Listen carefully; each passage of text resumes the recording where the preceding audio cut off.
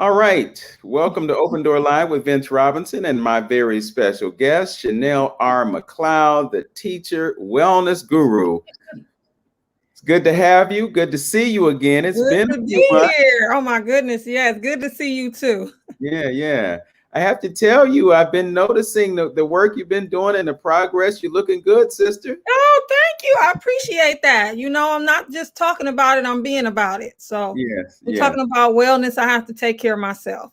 Okay.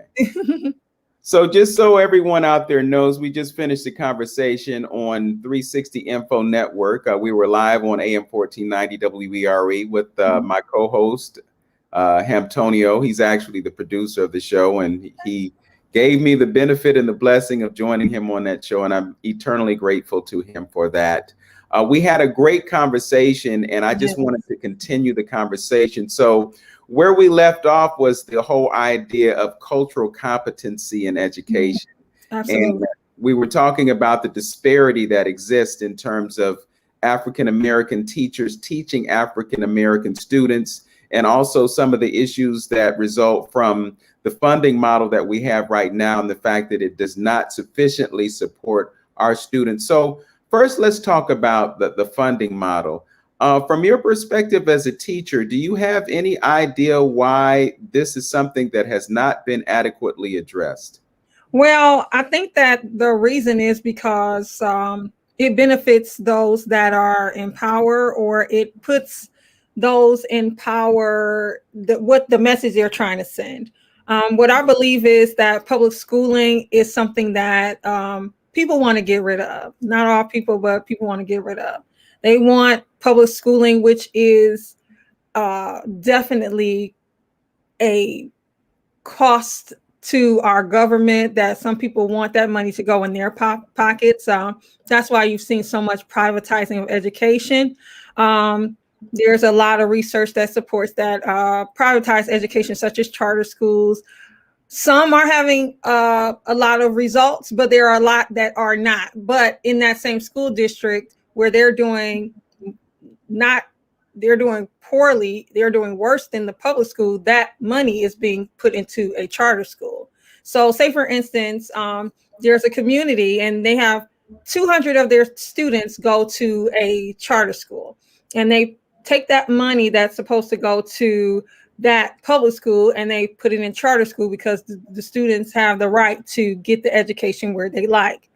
And if that charter school is not doing well, that public school is still without that money and the resources of that district to accommodate that amount of students is still there. Because if that student is not doing what they need to do, guess what a charter school can do?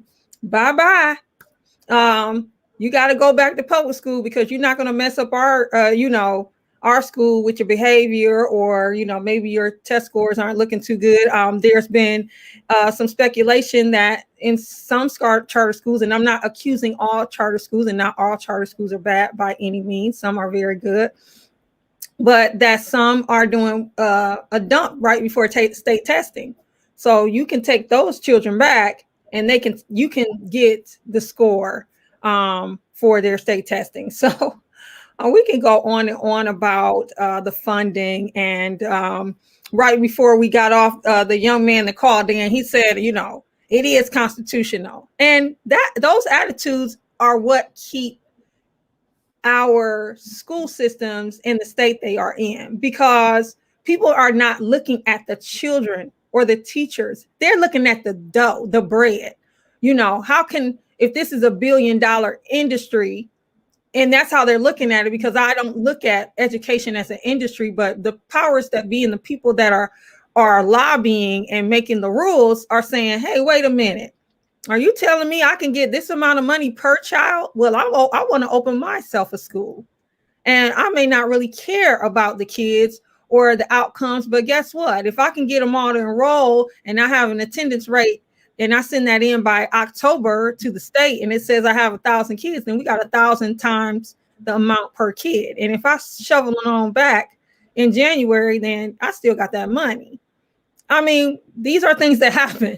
We have to be aware that these are things that happen when you say charter school and people have different ideas. And I'm not against like I said, I'm not against the fact that, you know, kids should have opportunities, but we have to know what those opportunities are doing to public schools, and the same rights that a charter school has, a public school doesn't have. We can't just be like, all right, you know, it didn't work out, see you later. You can come, you're accepted, or no, you're not accepted. It's, you know, kind of come as you are, and we're going to work with you.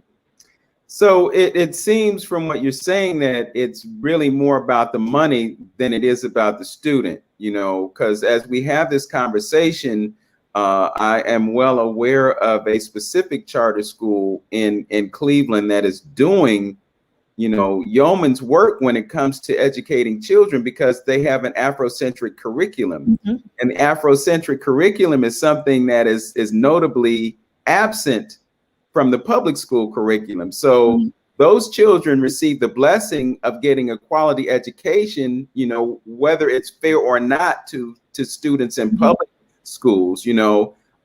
So yeah, it's kind of sad that, you know, the public school students have to suffer because somebody that's going to a charter school or a private school is having access to something that they don't. You know, this is something that definitely needs to be addressed. And when I look at this particular school, and then I think about the fact that on the other side of the world, the same people who are responsible for that school are responsible for creating a school for African students mm-hmm. with Afrocentric curriculum, mm-hmm. you know, that students here in America can also take advantage of. And this is all because they're taking it upon themselves to create something for us, by us, right. that benefits us. But then when you look at this situation, it's like, no matter what we do, we can't win, you know. And the thing is, yes, you have those schools, like I mentioned, there are some charter schools that are doing amazing work, and they are embodying what charter schools are supposed to be about, giving students a different opportunity to learn. But then we have the businesses that are buying up buildings. So, okay, you close down in this school system, you close down this building, we're going to buy it and we're going to turn it into a charter school. And guess what? Whether we there a year or 2 years, we got that money and we move on. And they are national corporations. So we know our one or two, you know, our good, you know, charter schools or a few that are really doing the work. They have embodied what their theme and mission are, and they're helping those kids. And then you got the money hungry corporations that are just looking at schools as a cash cow. Mm-hmm. Yeah. You know, and you also have the fact that when they pass these levies, many times the beneficiaries of those are the companies that build these new buildings mm-hmm. and the developers that do what they do. But all this money being spent does not trickle down to the student. They don't get the benefit of all the millions of dollars that are generated when a levy passes, you know. Right. And right. again, it's all about the money. So I'm just, you know, I've always wondered, you know, how we can change this paradigm. How can we improve these conditions? But you know, I think it goes back to what you said during the radio program, and that is the purpose of education, training workers. Absolutely. We have to understand what the purpose of education, especially public education, was from its existence, and understanding that in a public school education is to create people that are then able to graduate and are ready to work. And there was a time in history that we need industrial workers. And therefore, that's what we focused on. And we had classes and we, you know, things of that nature, even when it was like, okay, well, we have an industrial worker, but we want his wife or the woman to be able to stay at home. We had home ec and we had sewing and things of that nature, because that was the culture that we were building at that time. It shifted. Now we wish we had a home ec class. We wish we could teach the children to cook something, because it shifted. It's not important anymore. What's important now, in the middle of that, then we had the boom for college. And it was like, everybody has to go to college. You got to get your college degree. And so we had everybody going to college, and there was a time when that was needed, and that drove the economy, and we created a middle class from that, but now we see what happens. We have a whole area of technology and trades that are looking for people to work, and they don't have it, from plumbing to welding. And there's so many things. Why? We took it out to school because we thought it wasn't important. And now what we're doing, a mad dash to shift toward, yes, you can do a trade, colleges and everything. College may not be meant for everybody, but that was like a curse word at one time. Every kid can go to college. That was the motto. And now we have, as you mentioned, millions of kids that graduate and don't get a job. And what I believe education needs, among many things, I think we try to look for one solution. I think that's impossible. We think that there's one solution. It's not one solution. It's a whole cultural shift that needs to happen on so many levels with education. The level I'm working on is mindset, morale, the passion. I mean, when you work with these teachers at 22, 23 years old, they're passionate. They want to help. They say, teacher, help me. I want to be able to make a difference. What happens in 5 years when they quit? Nobody, we know they quit, but we're not really trying to figure out what happened to your passion to work with youth, your passion to make a difference. What happens, and how can we resolve that? And how can we help you? And you mentioned Black teachers. We're losing our Black teachers. I'm one of them. I left for many reasons, but one is because the only way for me to move up was to be a principal, assistant principal, or a superintendent. And for many of those positions, it's a lot about discipline, right? Somebody wrote a referral and you have to process paperwork. And again, we need to restructure this. If there was a wellness coordinator in my district, or someone that might be able to do the type of work I do, maybe I would stay. If there's so many teachers that I know that are Black teachers, African American, whatever term you choose to use, that left the district that I worked in. I'm talking about fierce, passionate, hardworking teachers. I mean, connecting with the students, seeing results. I'm talking about doctorate level African American teachers, PhD level, doing amazing work. And they left. Why? Because their passion was not being fed. And we have to not only look at the fact that there's a great proportion of teachers in all of our communities that are white female, but how do we keep and attract African American teachers?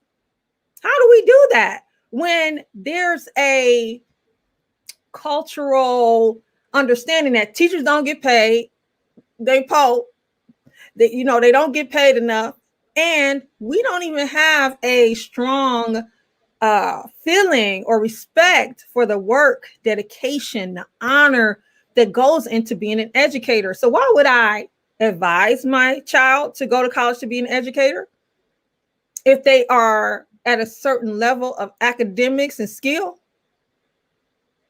How do we attract people that are of African descent to be educators in African American communities when we're not making it attractive for them?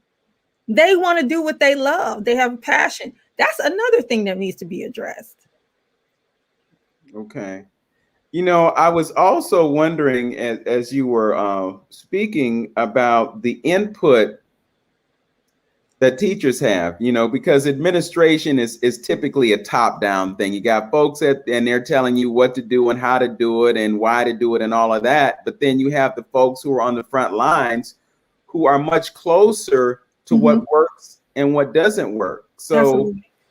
I'm sensing that there's a certain amount of frustration in terms of knowing what needs to be done and not being able to effectively voice that to administrators who have their own agendas, such as the person in Atlanta that fudged the scores for her own benefit. Mm-hmm. Mm-hmm. So I want to say that the real top is the school, in our state, Ohio, Board of Education, or the political, that's the top. I think that sometimes we think of like the administrators or the superintendents but they are receiving these advisements and these mandates from state law. And they are trying to adhere to these mandates. But when it comes to laws and politics, we all know that there are people that lobby. And the people that lobby, they have the dough, they have the money, and they are lobbying because they know that their corporation or their organization will benefit from this law.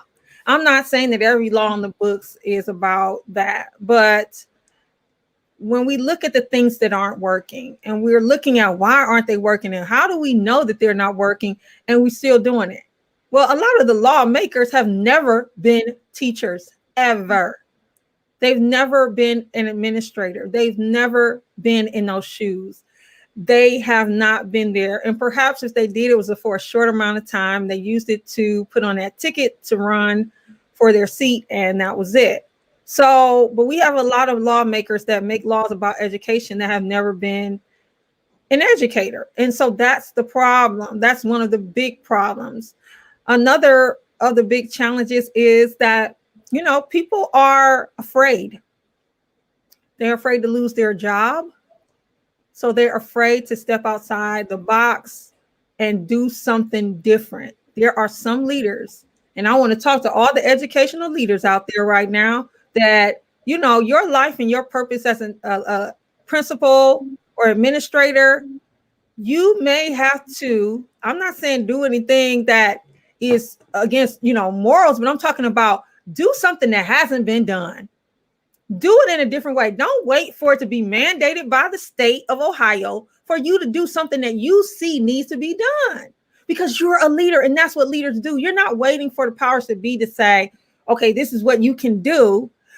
You might have to take a risk and be that pioneering school that does something different and makes a change, because those are the people that are making the difference in the world. It's not just a job. Working with students and working with communities is not just a job. It is, a mission. It's a passion. It's a calling. So I would say that this top is political first before it gets to the schools. Before it touches a school, it's political. So you mentioned the top, and I'll use Cleveland as an example, and I could be completely off base and out the pocket and not qualified to have an opinion about this. But, I think about this whole idea of grading school systems. And I see how a couple specific systems seem to be on the bottom end all the time. So Cleveland and East Cleveland. Cleveland has a municipal school district, which means that ultimately the person responsible for this district is the mayor. So when I look at the Cleveland school system, I see that they have a Cleveland School of the Arts. And they have a number of teachers who are qualified to teach art, but they don't have a substantial number. And then I look at the benefit that art and culture have on students. And I wonder why we don't have art in the schools. Because it's been proven that when you connect students with art, they perform better. Right. And we're seeing a system that performs poorly. And part of the reason is because they don't have that in their curriculum. So as I'm looking at this and I'm thinking, well, if you get an F every year, what's the harm in putting art in the school? Perhaps, as you mentioned, do something differently, you might get a different result. But we keep doing the same thing and wait for things to change, and they don't change. So Right. why don't we do something bold and say, well, hey, because this is our school district, we're going to do this and see what happens. Well, I can definitely say in regard to personnel, when it comes down, I know that I sound like a broken record, but a lot of things boil down to funding. It boils down to, if there are, and I don't know the exact amount of schools but I'm just going to make up a number. If there are 200 schools in Cleveland Municipal School District, and we need to pay benefits and salary to an art teacher for each school. So that's 200 times, let's say $50,000, or we'll say $70,000, including benefits. Where's that money coming from? Okay, so if there's a need for the basic school paper, pencils, all of those things, math, reading, language arts, those teachers, unfortunately, we don't see that art education should be at the same level as we consider math, science, reading, social studies. I 100% agree with you. I mean, as an artist myself and a person who loves singing and acting, like when I was in high school, the drama department and the choral department were a driving force to my achievement. It made me excited about going to school. I didn't have a school of the arts, but that was my school of the arts, the curriculum that was offered at my school. So I 100% agree with you. But a lot of times when these decisions are being made and the slashes and things that are being cut, unfortunately, it is very well the things that the kids very well may need, like music and all the arts programs. They look at it as a non-necessity. And why? Because guess what? On the report card, guess what they're grading? They're not grading arts, they're grading math, social studies, all of those subjects. So it's looked at as it's not needed, not looking at the indirect impact that these type of programs make on achievement. And that's with the work I do, we're talking about the indirect impact that when a teacher is burnt out and they miss, 20 days of school, how that impacts the achievement. Why aren't we paying attention to that? So I get what you're saying, but a lot of times when these decisions are being made, again, it's being made by, because we're trying to be in the black, not in the red. We're trying to have our bottom line. And when it comes to slashing, that unfortunately is one of the first things that gets cut. So then again, it just comes back to this notion that it's all about the money. The other thing that I was thinking of as you were just speaking is that schools play an important role in child care and development. Yeah. There are some situations where the only meal that student gets is when they come to school, and when they get home, depending on what the circumstances are, they might not get good food, Absolutely. But now we're in a place where that's kind of different because you got the hybrid approach and you might go to school 2 or 3 days out the week. So those 2 days that you don't go to school, then you don't get that benefit, there are just so many other things that are involved in this. And I don't know. I mean, I don't want to go out on a limb, but sometimes it just seems as though there's intentionality in sabotaging success for our students. I mean, you talked about on the radio program today, you talked about Solon versus East Cleveland or Cleveland, and it's crystal clear that the students in that system are having a completely different experience when it comes to education. And why is it that we have to suffer because we don't have the benefit of living in communities where people have high paying jobs that support the property taxes, that support the school system, and enable those students in Solon to have new laptops and in the latest technology in their schools, and then you go to East Cleveland and they're dealing with textbooks that might be 10, 20, 30 years old. Absolutely. I mean, the disparities are obvious. And when the pandemic first hit, they were even more blaring because you had school districts that the kids already had laptops. They've had laptops for years. It's like, oh, this is nothing new. They said, okay, we're putting all the work on our laptops. Do what you've been doing. And then we have in our other communities where we don't have any laptops. We have like 3 in a building or something ridiculous. We don't even have our parents don't have Wi-Fi. How do we deal with that? So it was like a blaring, obvious disparity, but these things are what were happening in the schools as well. When you're talking about the equipment and things that are available to certain students in more affluent communities versus urban communities where they are not receiving the level of property tax income that other schools do. And so when it comes down to it, it's like any budget. If I'm a family and I only have this amount of money, I got to figure out what's important. I may have to cut the cable bill. We may not have cable, but unfortunately for our schools, that cable we can't get a new set of textbooks this year or next year, or we can't get that. Nowadays, it would be an online program, because that means that if we get this online program with the textbook on the computer, that we also have to have computers.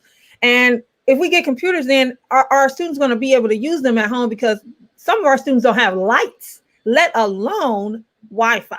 Like, this is what we're dealing with when we're talking about education and the broad spectrum of resources that are available to our students and our educators when it comes to, education. That doesn't mean that our educators aren't doing the best, no matter what community they're working in, the best they can with what they have. I mean, I could do an amazing lesson with some Post-it notes because, okay, I can get you out of your seat. I can get you moving, So our educators are being creative. Our educators are doing the best that they can with the resources provided. But guess what? We're held to the same level, regardless of our resources, regardless of our challenges. We're held to the same level and the same standard, and we're expected to do just as well with minimal. Is that fair? I would have to say, no, it's not, and then the other thing that I wanted to get to is the fact that because of the experience that we've had in the past year, from what I've seen, our students have been negatively impacted. There's a learning gap that has occurred, and I'm just wondering what they're going to do to address that disparity. I know that a lot of schools are offering summer school. So they're trying to have summer school that is optional for whether you were passing the grade or not, that you can go to summer school to try to close this gap. It's not mandatory, but it is definitely available. So I've noticed that many districts are offering summer school opportunities to close this achievement gap that has happened due to the pandemic. I'm concerned about that, but I'm also concerned about this social emotional wellness gap, because, we need to educate this whole child. What has this whole child been going through? What has this whole teacher been going through? What are they experiencing? The stress of trying to learn all that they had to learn in that short amount of time and be able to implement class instruction virtually. Now, I don't know if anybody out there has taught students face to face, but if you're a performer or if you are work with people, that the energy is real, and being able to connect with a human being face to face or in that environment is a part of connecting. Learning is a intimate opportunity when you allow for learning. So having to do that through a format that is virtual that was a whole set of other challenges that teachers face and the stress dealing with that. And the kids, the stress that the children had to deal with that. Are we focused only on the academic gap? Are we dealing with this achievement wellness gap? Because there are students that are battling depression at the highest rate that they have seen in period, because they are feeling overwhelmed. They're feeling that they are stressed beyond belief, having to either go to school face to face and be thinking about, does this person have COVID? Does this person have COVID? Am I catching it? You know, so on and so forth, or working from home and trying to do what a college student has done. And some college students can't do, who struggle with doing online classes where your work is on the computer and you're checking in with teachers and everything is virtual. And you're maybe, you know, 12 years old. Let's think about what you were doing at 12. I mean, if you get to class on time, that's like a thumbs up. You got the class on time, you're in your seat, you're doing your bell work. No, you got to be logged in. You have to have all these assignments done. Click here, click there. And I know that this is a technological society, and we think that that is going to make up for it. Like, these kids know what to do on their phones, and yeah, they do. But what about the stress that goes with this? Is connected to a academic grade, and I can't raise my hand while I'm doing my work and say, Miss so-and-so, can you help me? And even if I'm face to face, I can't raise my hand and say, Miss Johnson, can you help me? If she can help you, she's got to stay 6 feet away. How do I do that? I have a student that's gone through something, lost someone, and I can't hug them. I mean, we need to think about those gaps as well. Yeah, that's an interesting point. I mean, because of the social constraints that we have, you know, it ain't even appropriate to hug. Because if you hug somebody, they might get the Rona. You know, so you're doing this when we really need this. You know, so very interesting.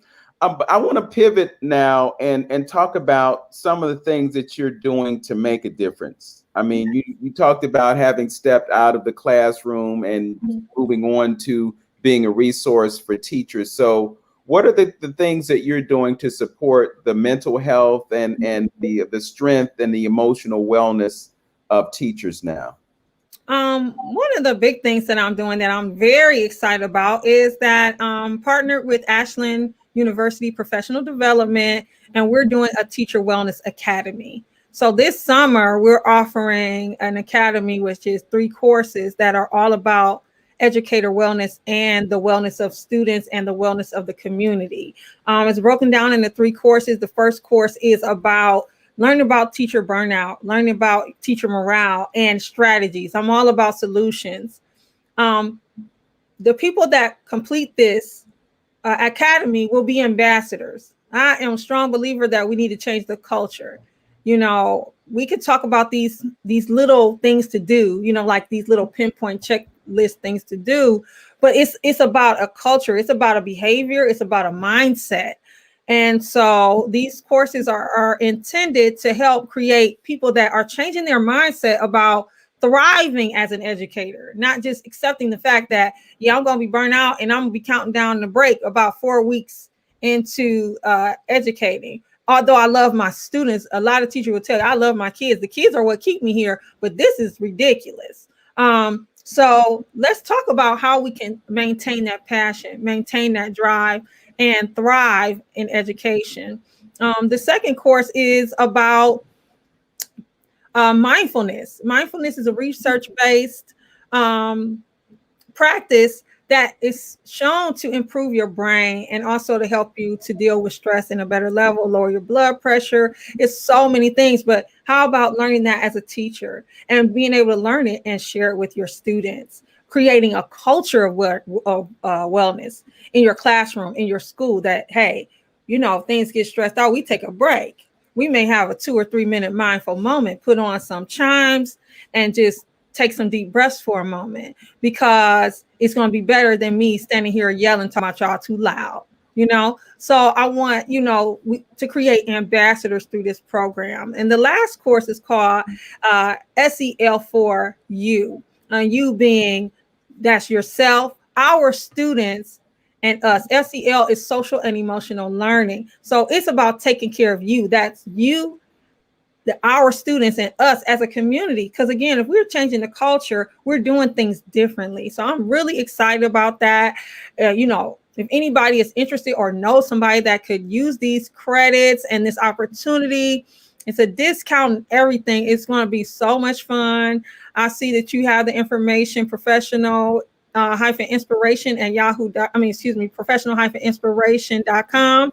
And I can be reached via email at professionalinspiration@yahoo.com. But all my information is on my website.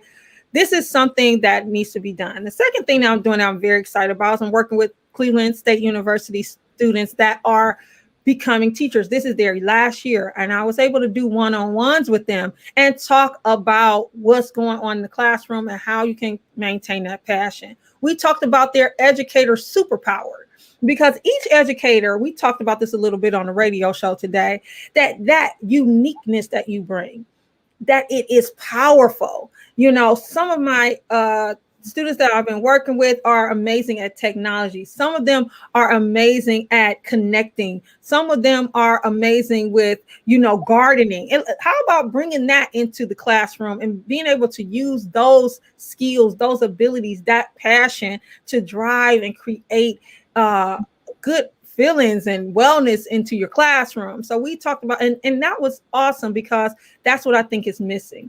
We need to start way before the teachers burnt out. We need to get into these universities and really talk to these educators about what they might experience and how to counteract it. Because as I said before, the powers that be are doing their thing. But how do I maintain my passion and I stay in the classroom, whether I'm a white female teacher or a Black teacher or Chinese teacher or whatever I am, because I love the kids and I have something unique to bring, and I have something that I've been given that is powerful as an educator. How do we keep them there? How do we keep them inspired? And then that energy gets transferred to our students and they get passionate about education, because you can't tell me that a burnt out teacher, that the kids don't feel that they don't know that they're not engaged, or that doesn't impact. It does. The research says that it does impact the students. So we got to get our teachers back to their passion.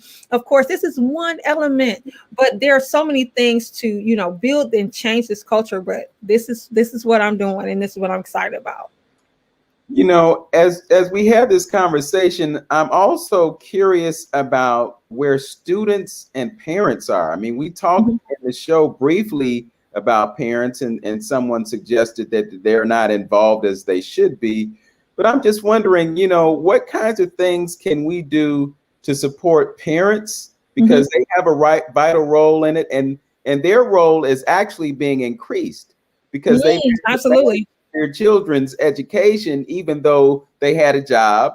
You got to go to work every day, but your child is at home when they would normally be in school. So you got to address that issue. And then you also have to address the issue that maybe the resources aren't there for the school to provide, computers for your 3 or 4 children, and you can't afford to buy them. So then you got that whole piece. And then you've also got the child at home being forced to learn in a way that's different for them, and perhaps not as effective from them, because they don't have teacher coming and putting a hand on the shoulder and saying, well, what's wrong, baby? How can I help you with this or whatever? You've got that complete disconnect. And all of this leads back to the dysfunctionality of the system that's changing for the worse instead of the better.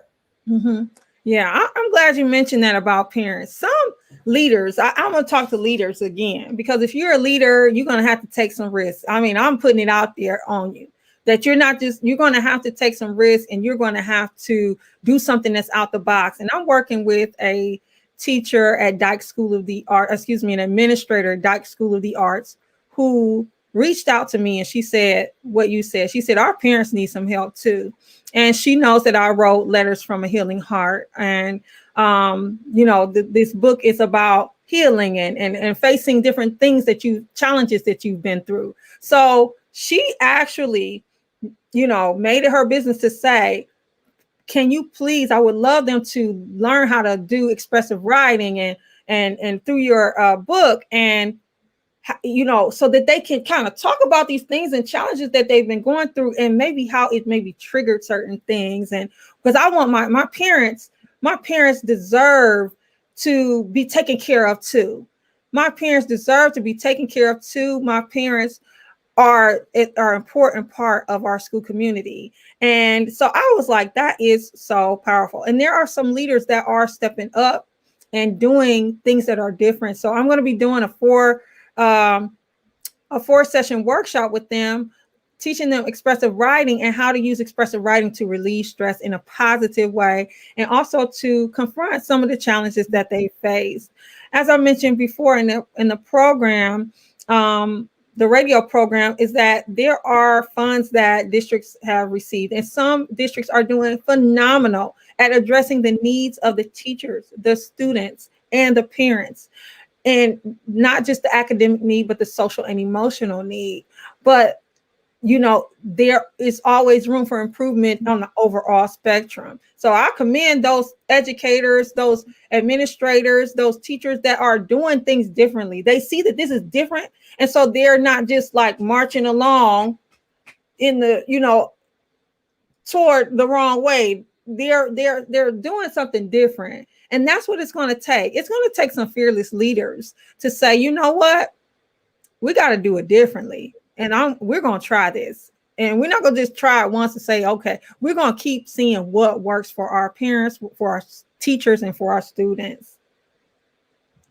Chanelle, I'm just really marveling at your passion and your knowledge of this subject. So I want to provide you an opportunity to talk about some of the other things that you're doing.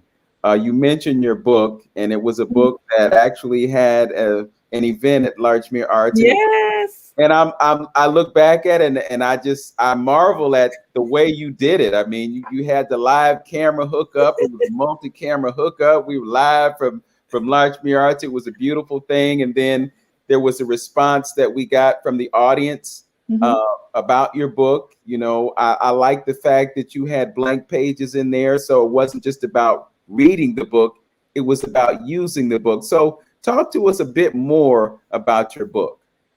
Yes, Letters from a Healing Heart. I wrote that book as it was needed for myself. It was like a personal journey that I needed to have so that I could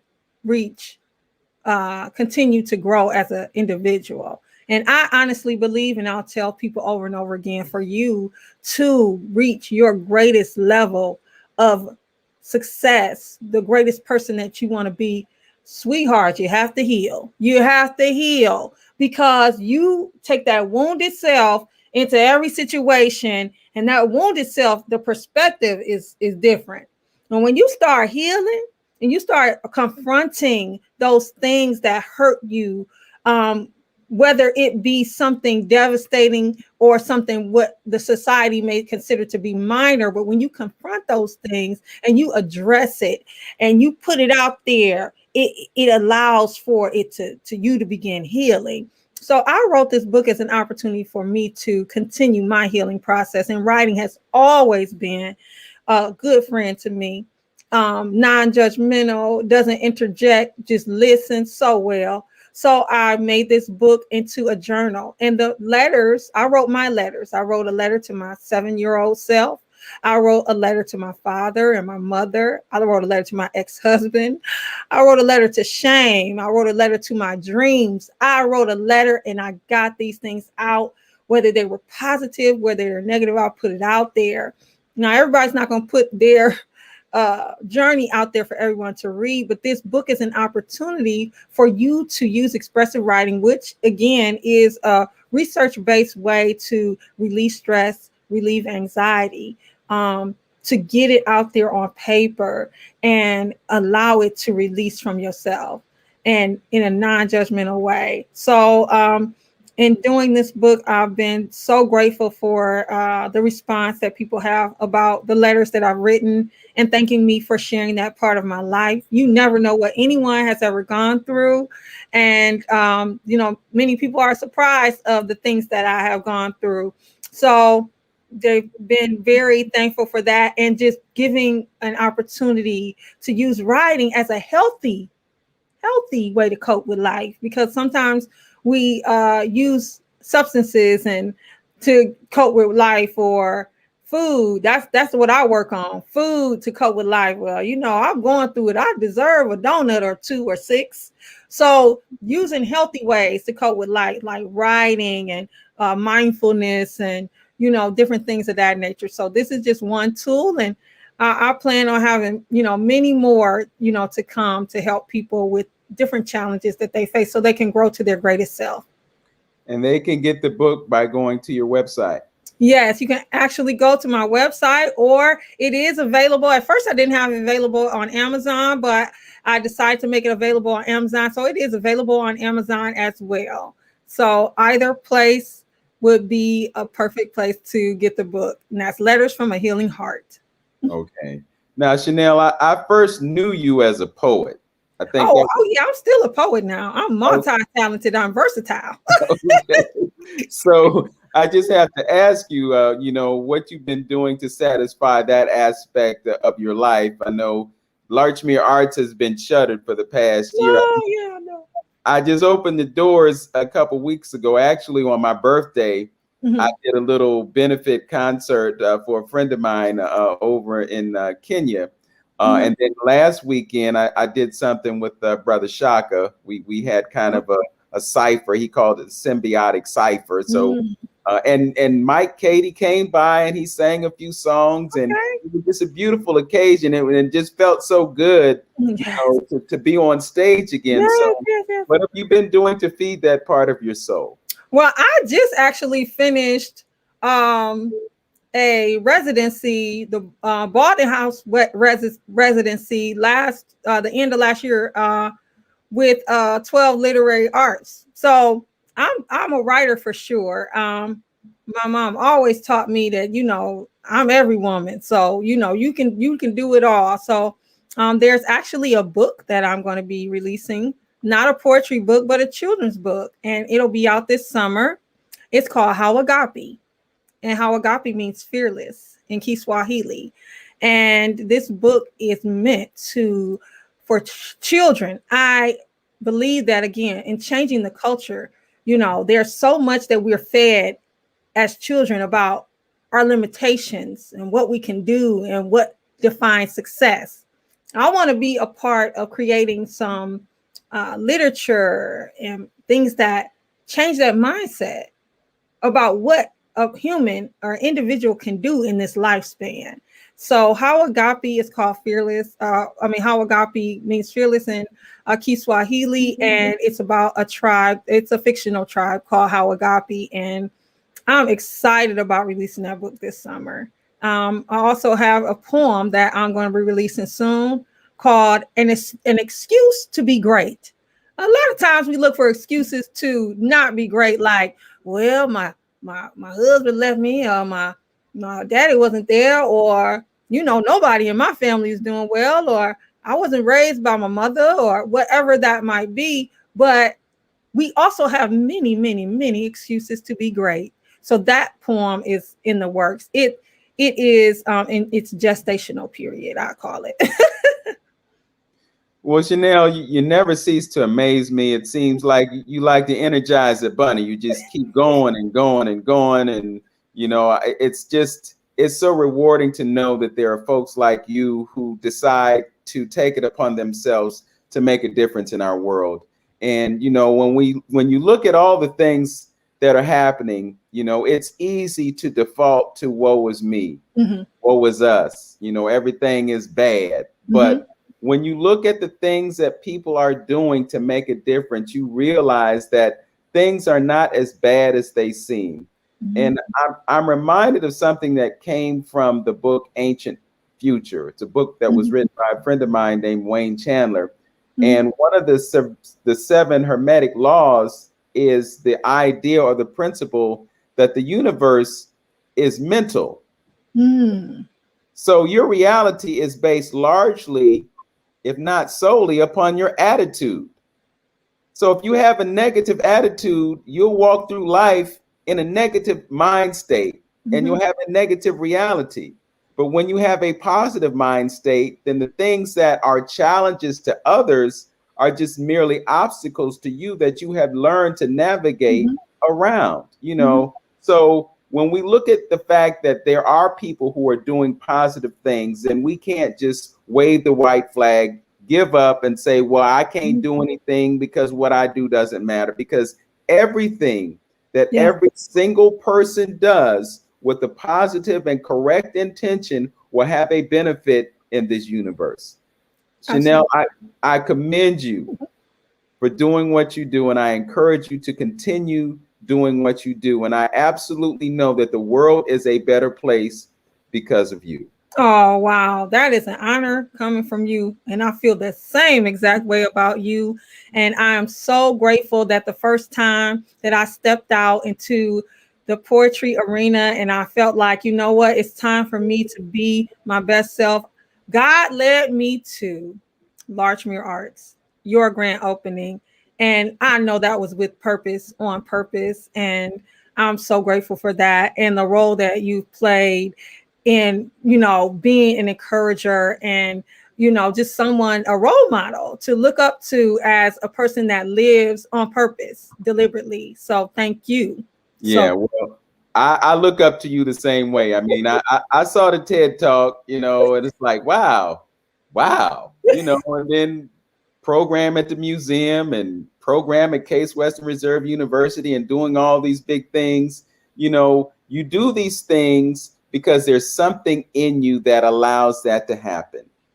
And if you looked at limitations and you thought, oh, well, I could never do that, then they're not going to happen. But when you get that idea and you get that vision, and, you know, it's really written in the title of your website, professional inspiration, you know, inspire. It's talking about being in one spirit. It's talking about being connected to one spirit. And when you have that vision and you connect it with your spirit, then you create that opportunity and that reality. So again, keep doing what you're doing, sister. I'm gonna keep paying attention.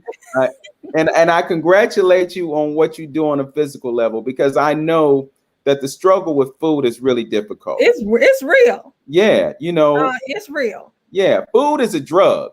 Let's not get it twisted. Food on is a purpose. drug. Yes, there's intentionality. You know, I go back to that 60-minute segment when the correspondent is standing in the lab with the scientist and his white coat on, and he says, so this is addictive. And then the scientist perks up and he says, yes, it's a good word. And I'm like, wow. Yeah. But that's the reality. You know, if you look at something like high fructose corn syrup, well, high fructose corn syrup is something that negates the part of your being that tells you that you're full. So you have a biological barrier to gluttony being removed so that you can continue to consume, because somebody is making money. The more you eat, the more they make. So they engineered into food an addiction or an addictive mechanism that keeps you coming back because they want repeat customers. Absolutely. It's all about the money. So for us to have the discipline to say, okay, I'm not going to do this, I'm going to do this, and to put in the work, you know, that's quite admirable. So I think, you know, when it comes to, you know, that whole idea of an example, I think you're a great example. And again, you know, you said encourage. Yeah, I encourage folks because I want people to be their best selves. That's why I always close my shows by saying, know yourself, love yourself, and be yourself. Absolutely. Because there's only one you, and you can be the only you. No one else can do it. Absolutely. All right. Absolutely. Thank you so much for this time. It's been amazing. Yes, absolutely. And it flies. I mean, we've been on for almost an hour, and I know folks have short attention spans, and people kind of dip in and out. And right. Yeah, if it's something they're interested, they'll stay. And if not, they'll move on to the next one. But hopefully when they connect, they hear something that resonates with them and perhaps something that they can learn from. But we would just keep doing what we do. Absolutely. And we Absolutely. collectively will make the world a better place. That's Peace, right. blessings, prosperity to you. And again, know yourself, love yourself, be yourself, and make today your best day. Thank you.